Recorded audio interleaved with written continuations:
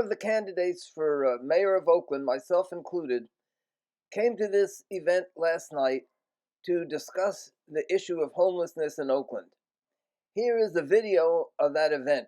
I apologize in advance for the fact that the camera was not set up completely properly. Candidate Greg Hodge started off.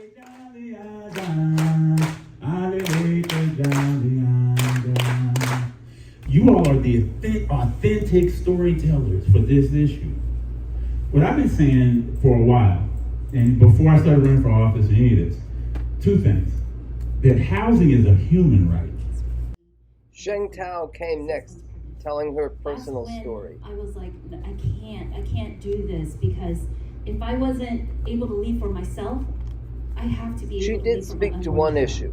$70 million left City Hall doors, and not $1 has been accounted for. $70 million was supposed to help our unhoused communities.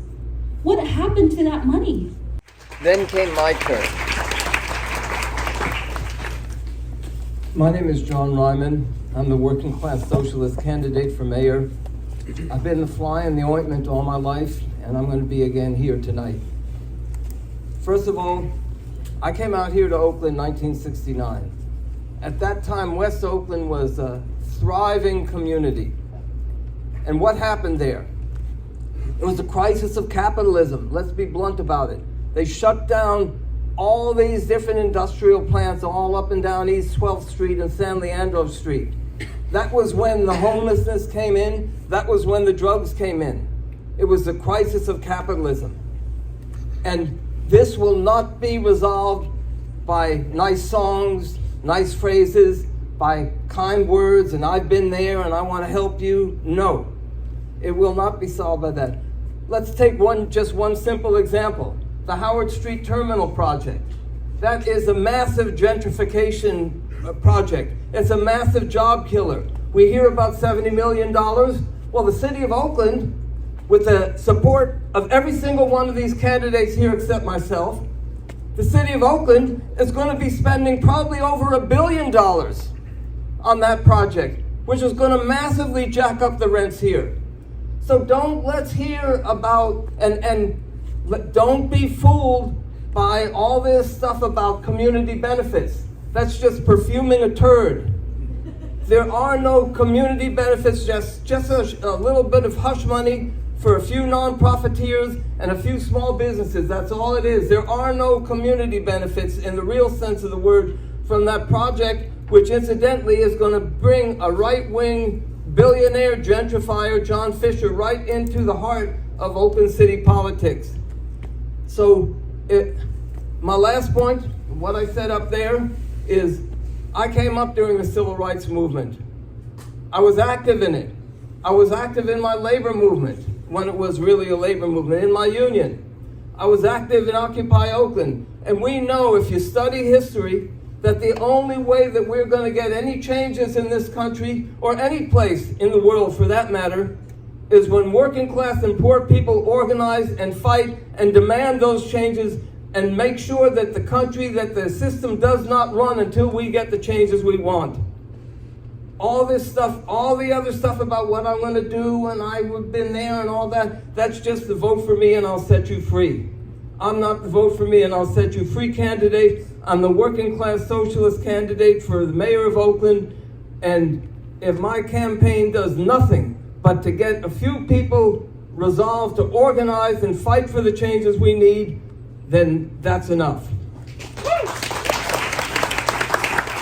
And demand every single one of these people here, how come you support the Howard Street Terminal project? Alyssa Victory was next.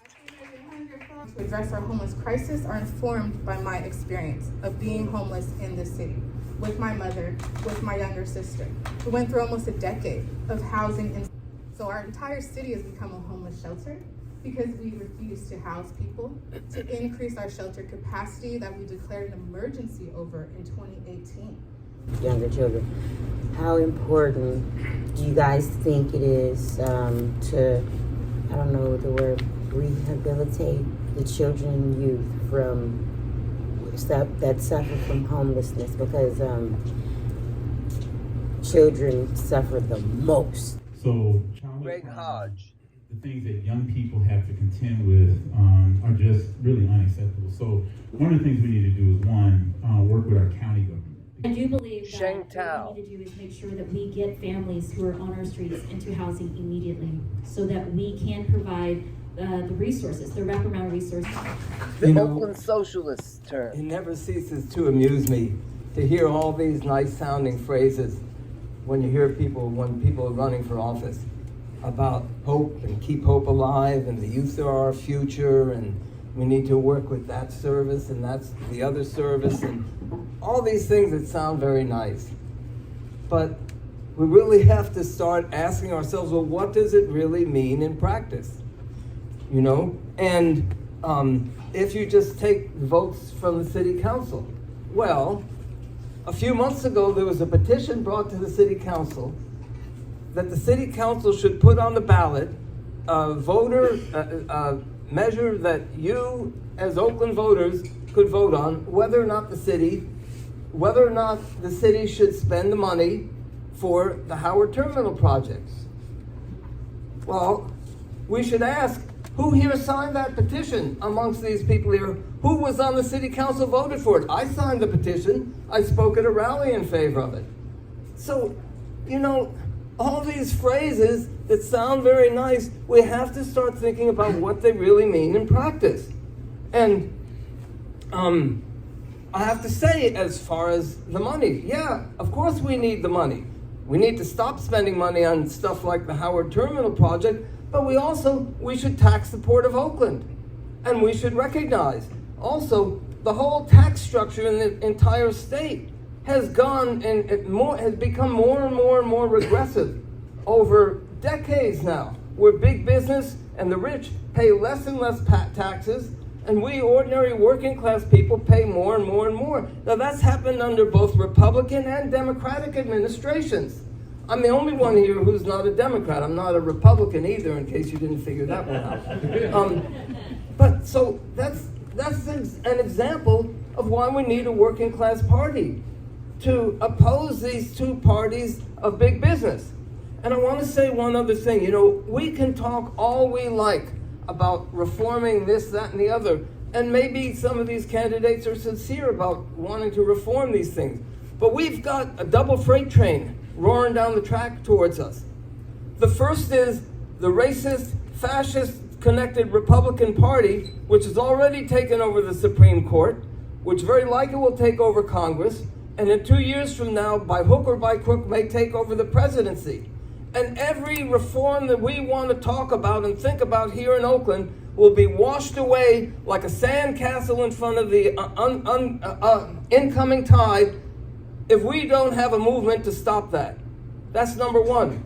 The other is the whole question of global warming. I'll give you just one example of how that will be a disaster for Oakland.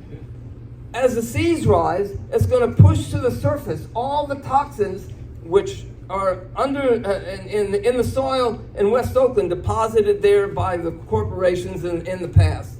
And that will make West Oakland just about uninhabitable for people. So you want to talk about the youth and the youth are our future and all of that? Well, their future is being destroyed, let's be blunt about it, by capitalism.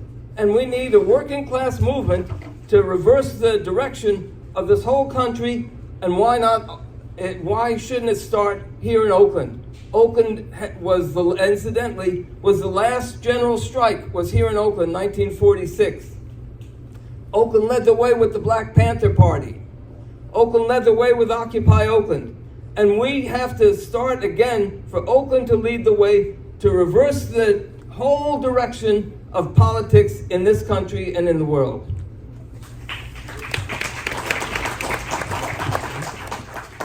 One of the major candidates was forced to defend himself on the Howard Terminal project. Privatization of our port and of our public schools. So I have always stood against the Howard Terminal project unless there are community benefits, because I served for 6 months on the community benefits process. That's lipstick on a the pig. labor and employment subcommittee recommendations, which included 50% affordable housing at the site, which included local hire to ensure Oaklanders were getting. A question came from the audience.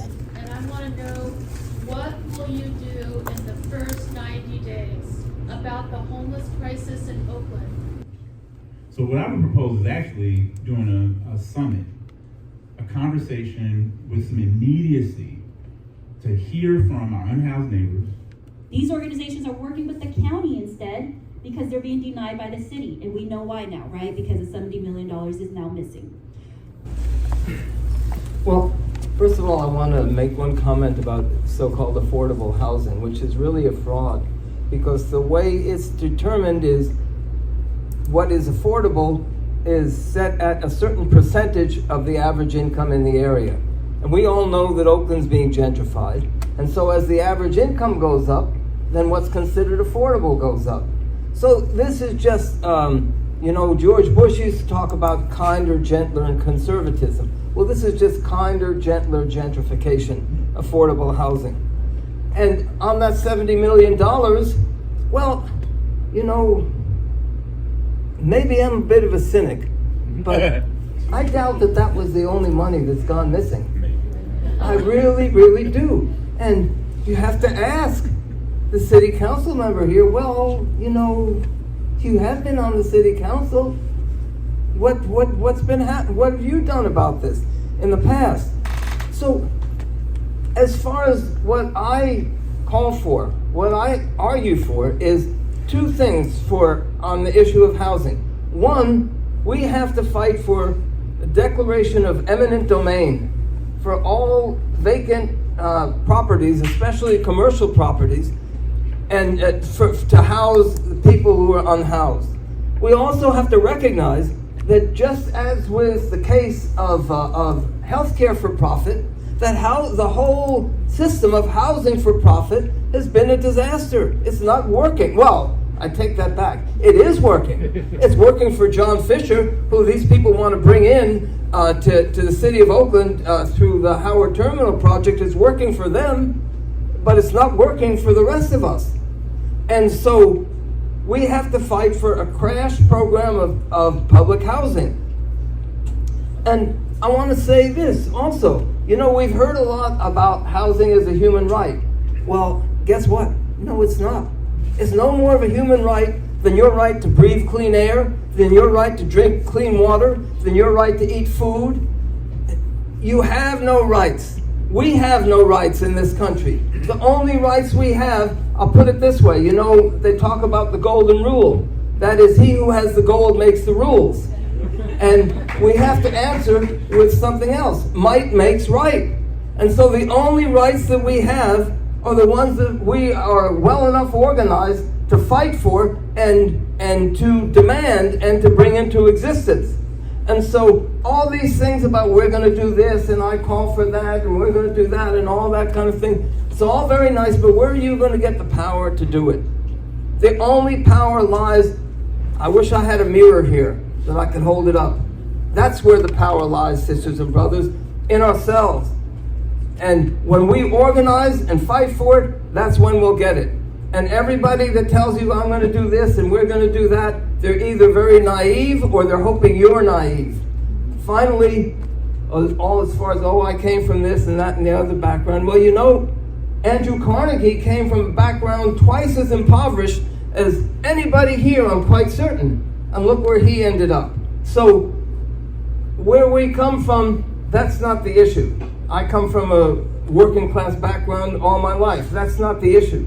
The issue is what we stand for, what we fight for, and how we advocate getting it. So, you want to talk about the youth and the youth are our future and all of that?